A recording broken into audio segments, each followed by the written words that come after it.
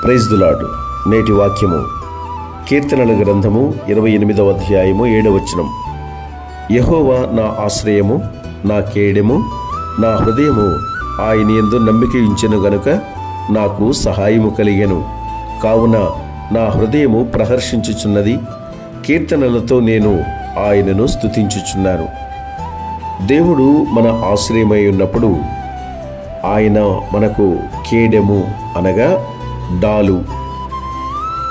శత్రువు యొక్క దాడి నుంచి తప్పించుకోవాలి అంటే, శత్రువు యొక్క యుద్ధము నుండి తప్పించుకోవాలి అంటే మనకు రక్షణగా డాలు అవసరమైనది.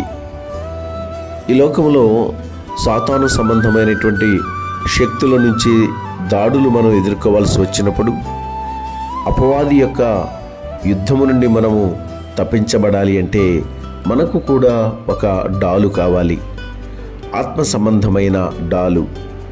అది ఎలా వస్తుంది, ఎవరు ఇవ్వగలరు అంటే ఈ ప్రభు అయినటువంటి యేసుక్రీస్తు ద్వారానే మనము పొందుకోగలము. ఆయన మనకిస్తున్నటువంటి చక్కని వాగ్దానం ఏమిటి అంటే, నేను నీకు ఆశ్రయమై ఉన్నాను, నీకు నేను కేడెమునై ఉన్నాను. కాబట్టి ఇదిగో ఆయనే అభయం ఇచ్చినప్పుడు, ఆయనే మనల్ని ఆదరించినప్పుడు, ఆయనే మనకు ధైర్యం ఇచ్చినప్పుడు మనము దిగులు చెందవలసిన అవసరం లేదు.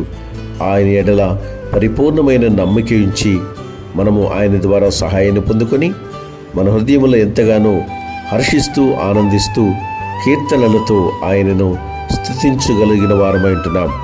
అట్టి కృప దేవుడు మనందరికీ దయచేయునుగాక. ఆమేన్.